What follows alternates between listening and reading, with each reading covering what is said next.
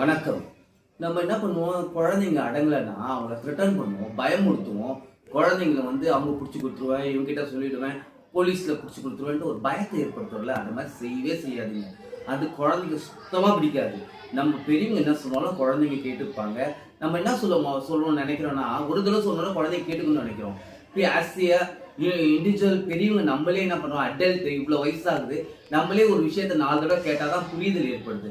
அந்த குழந்தைங்களுக்கு அந்த புரிதல் ஏற்படுத்துங்க. ஒரு தடவைக்கு 4 தடவை சொல்லுங்க, தப்பு கிடையாது. ஆனால் குழந்தைங்க பயமுறுத்தாதீங்க. நீங்கள் பயமுறுத்துறதுனால என்ன ஆகுனா, அந்த குழந்தைங்களுக்கு மனசில் ஒரு வடுவாக பதிஞ்சிரும். அந்த குழந்தைங்க அடுத்த ஸ்டெப்ஸ் எடுத்து வைக்க மாட்டாங்க. அந்த பயம் தான் அவங்களுக்கு முன்னாடி வந்து நிற்கும். அது இப்போ இந்த வயசுலேயே நம்மளுக்கு யாரா ஒரு த்ரெட்டன் பண்ணிட்டாங்கன்னா, அவங்கள பார்க்கும்போதெல்லாம் என்ன பண்ணுவோம், நம்ம எரிச்சல் போடுவோம்ல. ஆனால் குழந்தை நம்ம செய்யும்போது அந்த எரிச்சல் அவங்களுக்கு வரக்கூடாதா, குழந்தைங்களுக்கு இருக்காதா? ஸோ அதை யோசிக்கணும். குழந்தைங்கள நீங்கள் என்ன பண்ணுங்க, த்ரெட்டன் பண்ணவே பண்ணாதீங்க.